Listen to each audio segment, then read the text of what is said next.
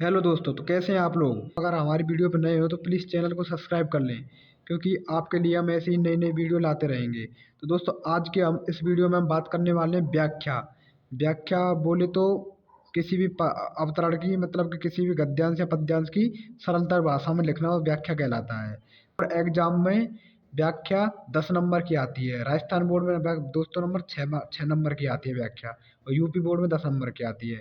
तो दोस्तों, एग्जाम में आपको इस तरह से क्वेश्चन दिया होगा। प्रश्न नंबर 1, यानी कि प्रश्न नंबर कोई भी हो सकता है, मैंने यहाँ 1 लिख दिया। तो प्रस्तुत गद्यावतरण की सप्रसंग व्याख्या कीजिए, प्रस्तुत पद्यावतरण की सप्रसंग व्याख्या कीजिए। तो दोस्तों, इस तरह के आपको क्वेश्चन आएगा और उसमें यहाँ पर 4-5 पंक्ति लिखी आएंगी। अगर गद्यावतरण से एक पैराग्राफ लिखा हुआ होगा, तो दोस्तों इसमें आपको क्या लिखना, आपको पंक्तियाँ लाइन देखनी है कि हमारे किताब के कौन सी पाठ में से लिया गया है। उसको ये पहचान करने के बाद में दोस्तों आपको सबसे पहले मेनली इसमें 6 पॉइंट होते हैं। सबसे पहले आपको दोस्तों लिखना है संकेत। तो संकेत में दोस्तों आपको क्या लिखना है, संकेत में लिखना है कि पैराग्राफ के पहले 2 अक्षर, 2 शब्द, और लास्ट और फिर डॉट डॉट डॉट डॉट करके लिख देना है लास्ट के 2 शब्द। तो इससे दोस्तों संकेत ये हो गया। अब संकेत के बाद में नंबर 2 पर आता है दोस्तों संदर्भ। संदर्भ में दोस्तों हमें क्या लिखना होता है, संदर्भ में हमें लिखना होता है कि ये जो पैराग्राफ है या पंक्ति है कहाँ से ली गई है। तो प्रस्तुत गद्यावतरण हमारी पाठ्य पुस्तक, यहाँ दोस्तों किताब का नाम लिख देना, डबल इन्वर्टेड कॉमा बंद कर देना, उसके अंडरलाइन कर देना, जिससे वो दूर से ही पहचान जाए और एग्जामिनर को आपकी कॉपी ज़्यादा चेक करनी नहीं पड़े।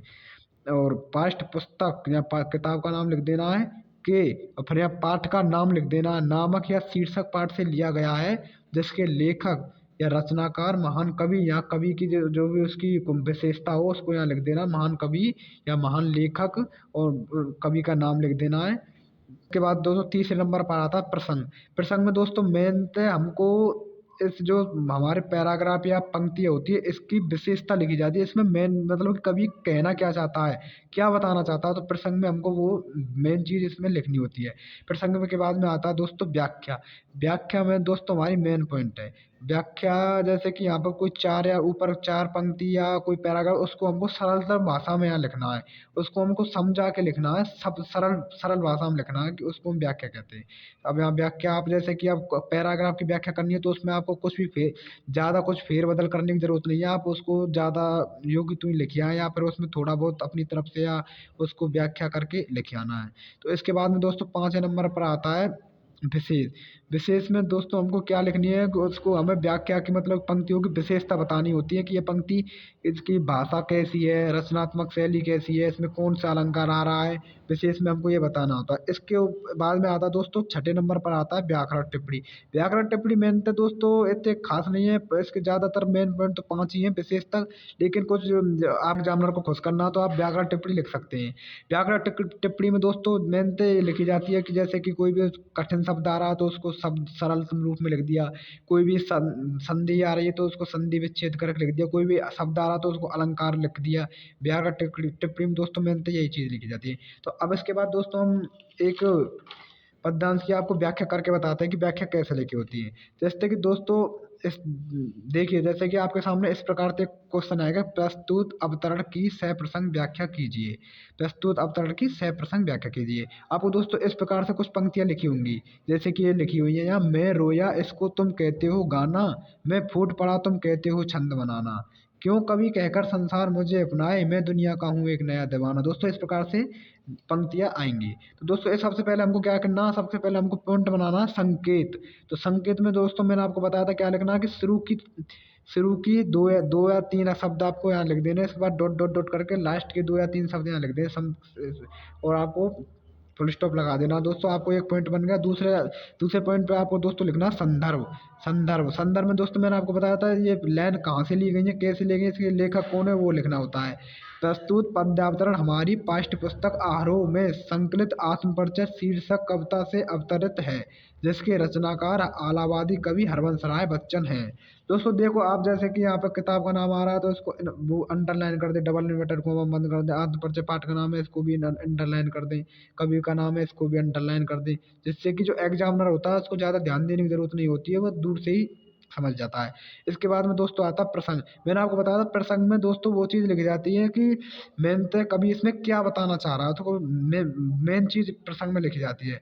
तो प्रस्तुत अवतरण में कवि ने अपने और दुनिया के बीच के संबंध और अपने जीवन जीने की शैली को प्रकट किया है। प्रसंग में दोस्तों ये मेन चीज़ लिख गई। अब इसके बाद में दोस्तों आती है व्याख्या।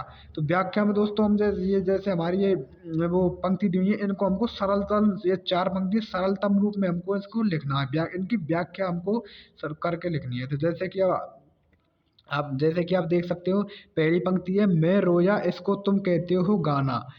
मैं रोया इसको तुम कहते हो गाना। तो कवि इसको कहना चाहता है, देखो कवि कहता है कि प्रेम की पीड़ा के कारण उसका मन रोता है, अर्थात हृदय की व्यथा शब्द रूप में प्रकट होती है। इसे यह संसार कविता मान बैठता है।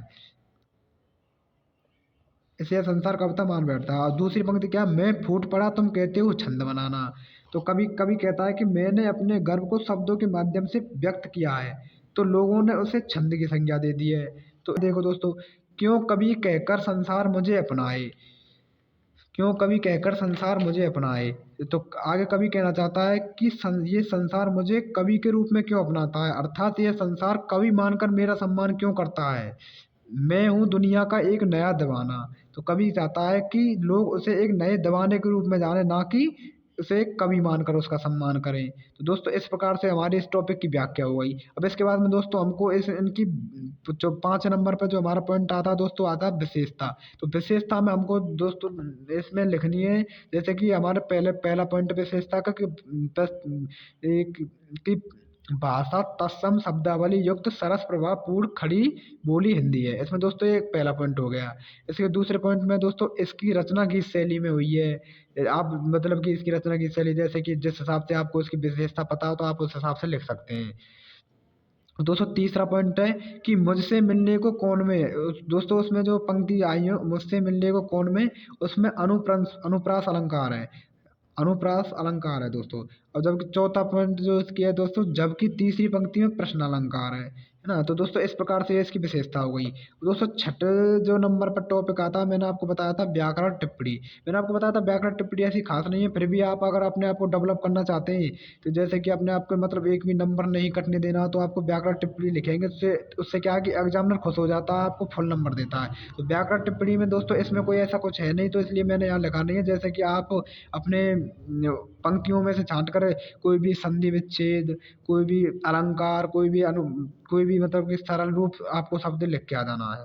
तो दोस्तों इस प्रकार से हमारी होती है व्याख्या। दोस्तों मैं आपको 100% विश्वास दिलाता हूँ, आप जिस प्रकार से आपको मैंने बताया, अगर आप उस प्रकार से करके आएंगे तो आपको दोस्तों एक भी नंबर नहीं कटने वाला है। 10 नंबर में से आपको एग्जामिनर 10 नंबर देगा, ये मेरी गारंटी है। तो इस वीडियो को देखने के लिए चैनल को सब्सक्राइब जरूर कर लें। धन्यवाद।